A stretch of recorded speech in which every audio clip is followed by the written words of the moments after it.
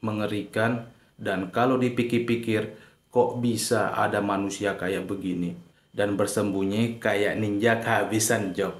2 hari dia ngintai, serius 2 hari. Ini kalau kerjaannya diam-diam, dia dapat penghargaan Stalker of the Year. Malah staycation di TKP. Apa yang dia lakukan? Main judi online. Iya, sambil mayat korban ada di depan dia.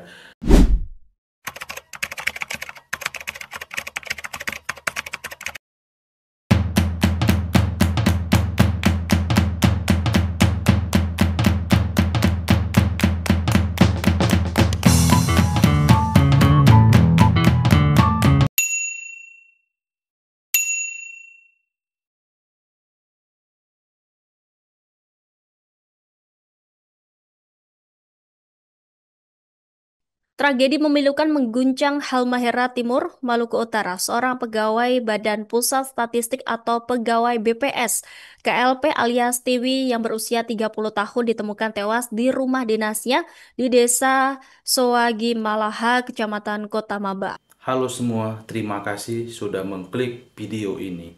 Hari ini kita akan bahas satu kasus yang absurd, mengerikan, dan kalau dipikir-pikir, kok bisa ada manusia kayak begini?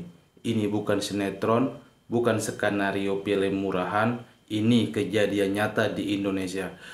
Korbannya adalah seorang pegawai BPS yang dihormati dan pelakunya bukan orang asing, tapi rekan kerjanya sendiri. Yang ironisnya pernah dinobatkan sebagai karyawan terbaik.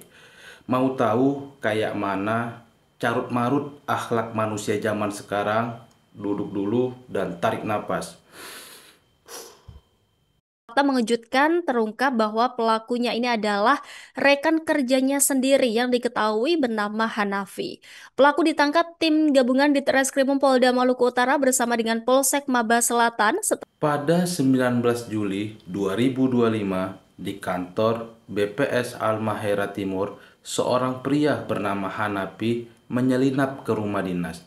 Bukan buat surprise ulang tahun, tapi buat ngintai dan akhirnya membunuh rekan kerjanya yang akrab disapa Tiwi.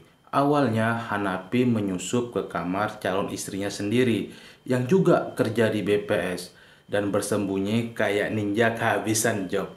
2 hari dia ngintai, serius 2 hari. Ini kalau kerjaannya diam-diam, dia dapat penghargaan Stalker of the Year. telah buron dan berusaha menghilangkan jejak. Dari hasil penyelidikan terbongkar motif mengerikan di balik aksi keji ini adalah kecanduan judi online. Pagi hari tanggal 19 dia masuk ke kamar Tiwi. Lalu mulai bertindak layaknya manusia tanpa hati, membekap, mengikat sampai akhirnya memaksa korban menyerahkan semua akses keuangan dari PIN, aplikasi digital banking sampai pinjaman online. Korbannya dicekik dengan lakban, ditekan dengan bantal dan lutut, dan yang bikin geleng-geleng setelah membunuh, pelaku tidak langsung pergi. Hanapi malah staycation di TKP. Apa yang dia lakukan? Main judi online. Iya, sambil mayat korban ada di depan dia. Depositnya dari uang korban. Ini definisi gila level akut. Kriminal kelas berat sekaligus pecandu judol. Dan hutang yang menumpuk. Kapolsek Maba Selatan, Ibda Habim Ramadja, memaparkan bahwa pelaku merencanakan pembunuhan.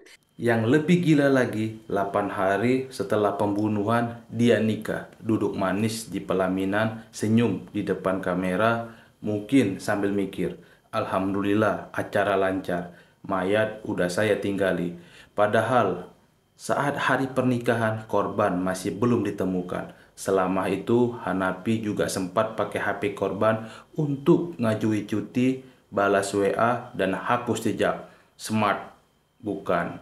Psikopat kayaknya iya. Akhirnya nekat menggandakan kunci rumah dinas korban.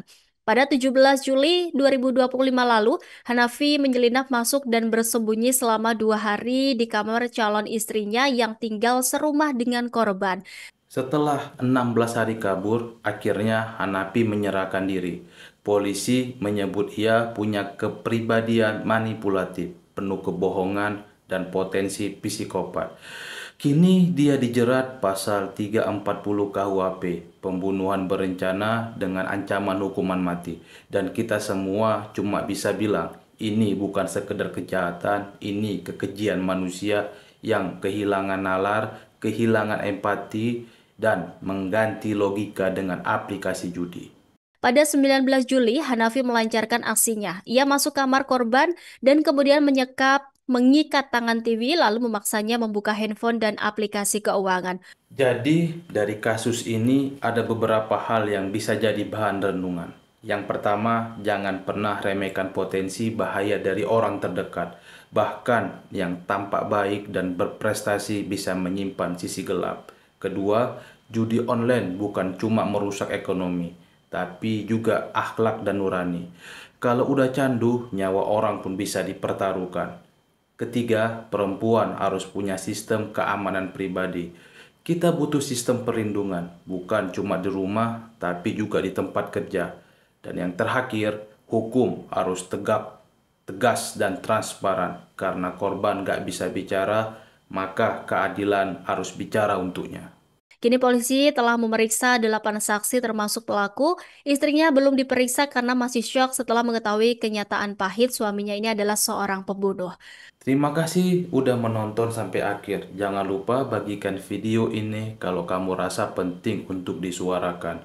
Semoga almarhumah mendapat keadilan dan tempat terbaik di sisinya. Sampai ketemu di video berikutnya. Semoga kali ini manusia lebih waras.